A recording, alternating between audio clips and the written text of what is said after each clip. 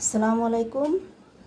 এক জায়গায় বেড়াইতে আসছি, সেখানে এসে একটা রেসিপি তৈরি করতেছি, অন্যভাবে ডিম ভুনা করতেছি। তেলের ভিতর প্রথম দিয়ে দেব পেঁয়াজ কুচি, ভালোভাবে রান্নাটা ভেজে নেব। আজকে চাইনিজদের মতো রান্না করতেছি লাঠি দিয়ে।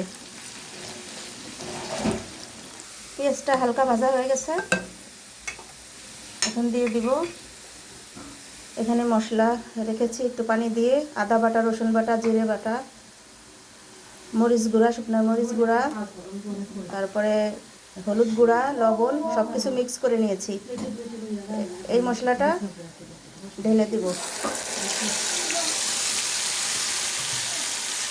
ঢেলে দিয়ে ভালোভাবে কষিয়ে নেব। মশলাটা ভুনা হয়ে গেছে, এখন ডিমগুলো দিয়ে দেব। ডিমটা ভাজি করে নিয়ে চাইনিজ স্টাইলে ডিমটা রান্না করে নিচ্ছি। এখন দিয়ে দেব ধনেপাতা কুচি,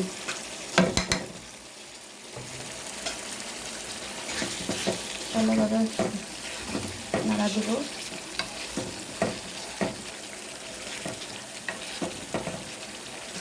ডিম ভুনাটা হয়ে যাচ্ছে,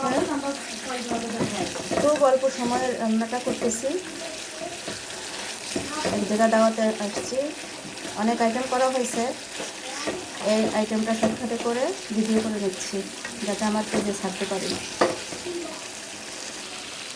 ডিমটা ভুনা করা হয়ে গেছে, নামিয়ে নেব। কেমন হয়েছে অবশ্যই কমেন্ট বক্সে জানাবেন। চুলাটা নিভিয়ে দিয়েছি।